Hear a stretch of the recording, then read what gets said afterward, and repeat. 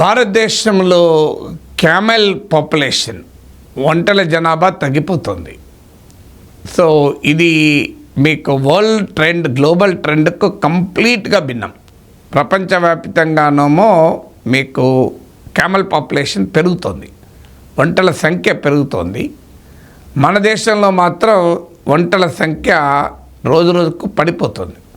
బహుశా ప్రభుత్వం త్వరలో దాన్ని ఎండేంజర్డ్ స్పెసిస్, అంతరించిపోతున్న జాతుల్లో కలుపుతుందేమో అని. మన దేశంలో 1960s ప్రపంచంలో 13 మిలియన్ క్యామెల్స్ ఉండేవి, యునైటెడ్ నేషన్స్ లెక్కలు నేను చెప్పేది.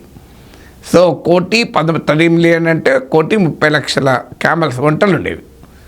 ఇది కాస్త ఇప్పటికీ 35 మిలియన్ అంటే 3,50,00,000 పెరిగింది. అంటే 13 మిలియన్ నుంచి 35 మిలియన్, 1,30,00,000 నుంచి 3,50,00,000 పెరిగింది. So massive increase. ఇప్పుడు పశ్చిమాసియా, ఆఫ్రికా ఇలా చాలా ప్రాంతాల్లో క్యామెల్స్ ఉంటాయి. డెజర్ట్ ఏరియాస్లో ఎక్కువగా ఉంటాయి. మీరు చెద్ రిపబ్లిక్లో దాదాపు 1,00,00,000 క్యామెల్స్, 10 మిలియన్ ఉంటాయని. అంటే ప్రపంచంలో ఉండే క్యామెల్స్లో నియర్లీ 1/3 అక్కడే ఉంటాయి.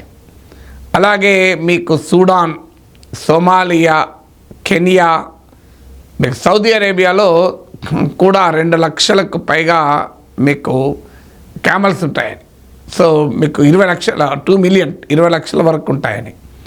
సో ఇవి భారీగా క్యామెల్స్ ఉండేటువంటి ప్రాంతం ఇవి. మీకు ఇండియాలో మాత్రం ఇందుకు భిన్నంగా 1960s 1 మిలియన్ క్యామెల్స్, 10 లక్షల ఒంటెలు ఉండేవి. ఇప్పుడు అది కాస్త 2 లక్షలకు పడిపోయింది, నియర్లీ 2 lakhs పడిపోయింది. సో ఇంత భారీగా క్యామెల్ పాపులేషన్ తగ్గిపోతుంది. మీకు ఇండియాలో ఉన్న క్యామెల్స్లో 80% రాజస్థాన్లోనే ఉంటాయి. రాజస్థాన్లోనైతే భారీగా తగ్గుతున్నాయి కనుక దేశంలో తగ్గుతున్నాయి. 2007లో ఒక రాజస్థాన్లోనే 4,20,000 ఒంటెలు ఉంటే అది 2012కి వచ్చే వరకు వాటి సంఖ్య 3,25,000 తగ్గింది. 2019కి వచ్చే వరకు 2,10,000 పడిపోయింది.